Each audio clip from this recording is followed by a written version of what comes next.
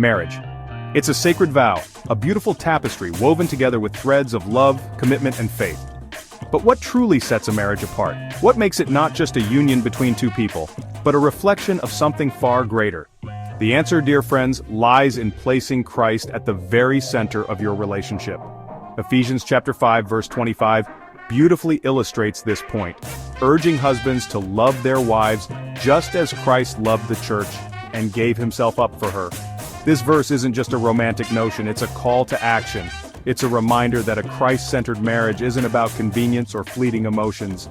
It's about mirroring the profound, unwavering love that Christ has for us. When we invite Christ into our marriages, we invite his presence to be the bedrock upon which we build our lives together. We acknowledge that our love on its own is imperfect. But with Christ as our guide, our compass, and our source of strength, our marriage becomes a testament to his grace. It becomes a beacon of hope, not just for ourselves, but for the world around us.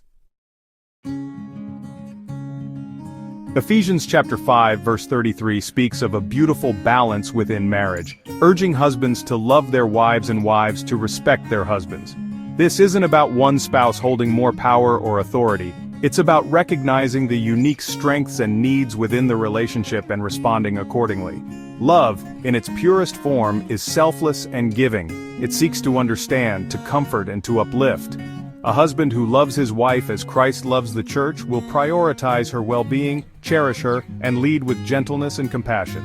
Respect, on the other hand, acknowledges the inherent worth and value of the other person. It listens attentively, speaks kindly, and seeks to understand perspectives that may differ from our own. A wife who respects her husband will support his decisions, encourage his dreams, and offer her wisdom with grace.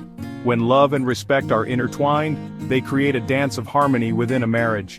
Each spouse feels valued, cherished, and supported. And in this atmosphere of mutual admiration, the bond between husband and wife grows stronger with each passing day. In Ephesians chapter 5 verse 25 we encounter a powerful image: Christ's sacrificial love for the church. He willingly gave himself up for us, demonstrating the ultimate act of love. In the same way, husbands are called to love their wives sacrificially. This doesn't mean a husband must become a martyr or relinquish his own needs entirely. Rather, it's about putting his wife's needs before his own, just as Christ did for us. It's about choosing to serve, to protect, and to cherish her, even when it's difficult. Wives, too, are called to sacrifice within the context of marriage. They make sacrifices in motherhood, in supporting their husband's dreams, and in countless other ways. And when both spouses embrace the spirit of selflessness, their love deepens, becoming a testament to the transformative power of Christ's example. Ephesians chapter 5 verse 21 often sparks debate, but at its heart lies a beautiful principle: mutual submission out of reverence for Christ. Notice that the verse doesn't call for one spouse to dominate or control the other. It calls for both to willingly put the other's needs above their own. Submission in this context isn't about weakness or inferiority, it's about humility, about recognizing that we are all equal in God's eyes. It's about serving one another with joy and putting the health and unity of the marriage above personal desires. This dance of submission requires open communication, a willingness to listen, and a deep respect for each other's perspectives. It's not about one spouse always getting their way. It's about finding solutions that honor both individuals and strengthen the bond between them. Section 5. A cord of 3 strands. Weaving prayer into marriage. Imagine a rope made of 3 strands. It's strong, resilient, and capable of withstanding immense pressure. Now picture those strands as representing a husband, a wife, and Christ. This, dear friends, is the power of prayer in a marriage. When a couple prays together, they invite God into the very fabric of their relationship. They acknowledge their need for his guidance, his wisdom, and his strength. They seek his will for their lives, both individually and as a couple. But prayer isn't just about asking for things.